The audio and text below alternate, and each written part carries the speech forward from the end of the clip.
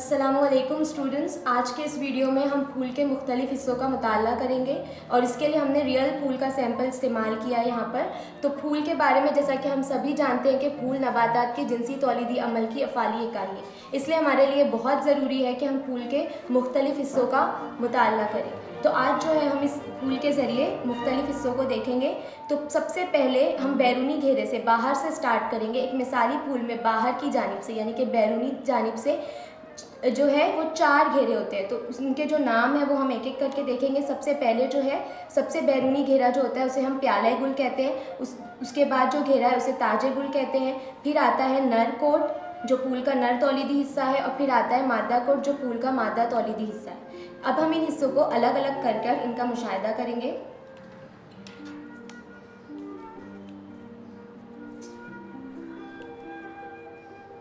यहाँ पर हम जो है प्याला गुल को अलहदा कर रहे हैं फूल से।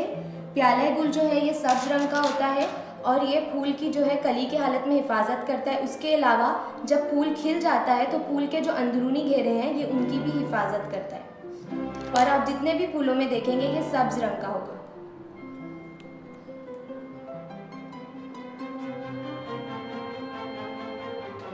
तो यहाँ पर हमने प्याला गुल को अलहदा कर लिया है और उसको हम अभी लेबलिंग भी कर देते हैं ताकि आपको ये नाम याद रहे।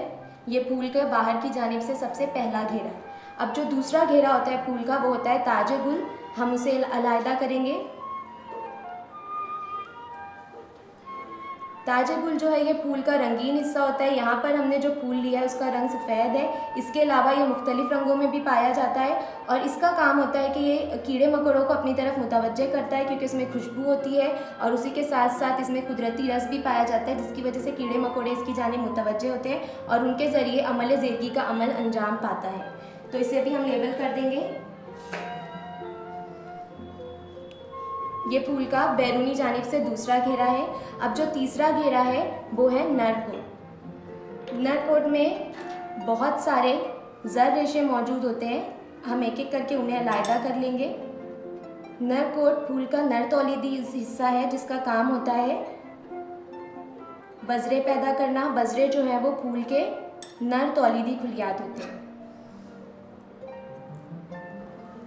अब जो आखिरी घेरा बच जाता है यानी कि बैरूनी जानिब से चौथा घेरा वो है मादा कोट। यहाँ पर हम डंठल के साथ मादा कोट को अलहदा नहीं कर रहे हैं। ये जो पूरा हिस्सा है ये मादा कोट है और मादा कोट के हर एक मादा कोट को भी हम लेबल कर देते हैं। ये फूल का जो है मादा हिस्सा होता है, मादा तौलीदी निज़ाम होता है और इसके अंदर बैस फुलियात तैयार होती है। अब हम जो अगली चीज़ देखने वाले हैं इसमें वो ये है कि हर हिस्से के इकाई जुज़ को हम क्या कहते हैं। जैसे कि मिसाल के तौर पर इकाई जुज़ क्या होता है, ये मैं आपको यहाँ पर एक इकाई जुज़ निकाल कर बताती हूँ।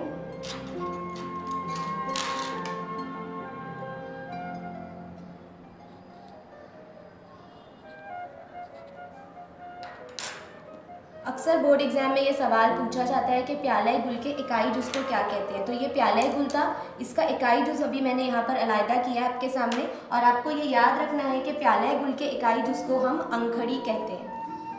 बोर्ड एग्जाम में ये सवाल आता है तो आपको ये बहुत अच्छी से याद रखना है। अगर आपको बैरूनी घेरे का नाम पूछा जाए तो वो प्याला गुल है, लेकिन अगर उसके इकाई जुज़ का नाम पूछा जाता है तो वो अंखड़ी होता है। उसी तरीके से ताजे गुल के इकाई जुज़ को क्या कहते हैं ये आपको मालूम होगा, आम ज़बान में भी हम इसका इस्तेमाल करते हैं, इसे हम पंखड़ी कहते हैं। तो इसे भी हम लेबल कर देते हैं। और एक मिसाली फूल में पंखड़ियों की तादाद अक्सर 5 होती है, जैसा कि यहाँ पर भी आपको नज़र आ रहा है। उसके बाद नर कोट के इकाई जुज़ को जो हम कहते हैं वो होता है ज़र रेशा। आपको नज़र आ रहा है कि बारीक बारीक सफ़ेद रंग के रेशे हैं और उनके ऊपर ऑरेंज कलर का आपको डॉट जैसा कुछ नज़र आ रहा है। तो ये एक इकाई जुज़ को जो है हम ज़र रेशा कहते हैं। और उसी तरह मादा कोट के इकाई जुज़ को हम समर वर्ग कहते हैं।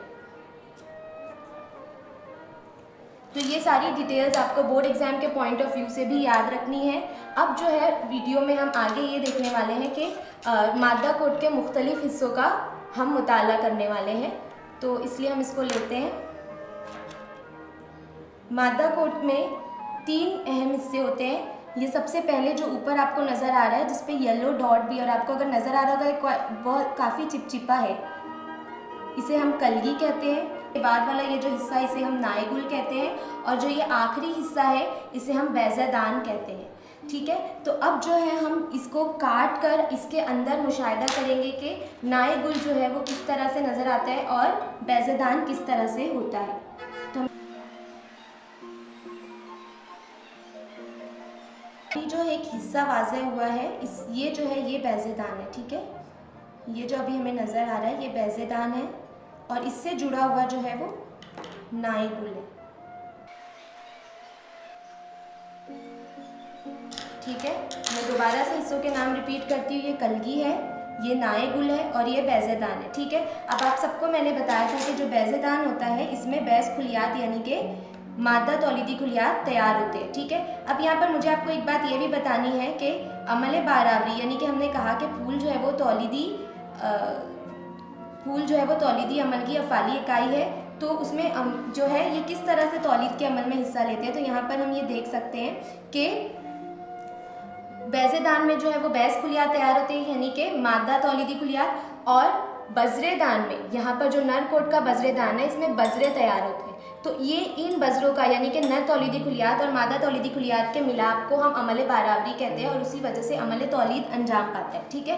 तो यहाँ पर जब बज़रेदान के जो बज़रे तैयार हो जाते हैं वो जानदार या गैर जानदार ज़राए जैसे कि हवा, पानी या कीड़े मकोड़ों के ज़रिए जो है वो कलगी तक पहुँचते हैं। तो आपको यहाँ पर ये कलगी नज़र आ रही है। मैंने आपको पहले भी बताया कि काफ़ी लेसदार और चिपचिपी होती है, तो उस कलगी पे जो है बज़रे चिपक जाते हैं और फिर जो है वो अंदर दाखिल हो जाते हैं और नाए गुल से होते हुए वो बैज़ेदान तक पहुँचते हैं और बैज़ेदान में मौजूद बैज़ खुलियात से मिलाप करते हैं और इस अमल को हम अमल बारावरी कहते हैं। जब यहाँ पर जो है बज़रे ट्रांसफ़र होते हैं, जो बज़रे मुंतकिल होते हैं, उनमें जो है 2 नर ज़वाजे होते हैं, इसीलिए इस अमल को हम दोहरा अमल बारावरी भी कहते हैं। तो हम जो है अगर बैज़ेदान को काटें तो हमें अंदर बैज़ खुलियात भी नज़र आएंगे। तो यहाँ पर हमने ये बैज़ेदान को काट कर खोल दिया है और यहाँ पर जो है हम देख सकते हैं कि हमें बारीक बारीक बहुत ही इंतहाई मुहीन छोटे छोटे बैज़ खुलियात नज़र आएंगे।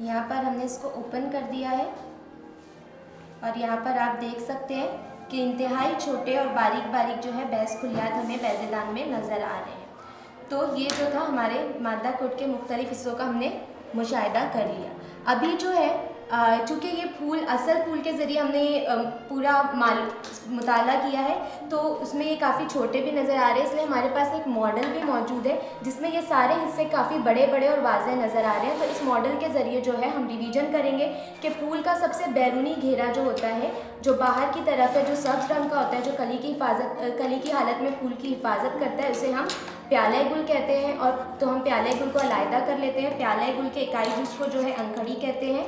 तो ये हमारा एक क्विक रिवीजन हो जाएगा इस मॉडल के ज़रिए और आपको और भी क्लैरिटी आ जाएगी।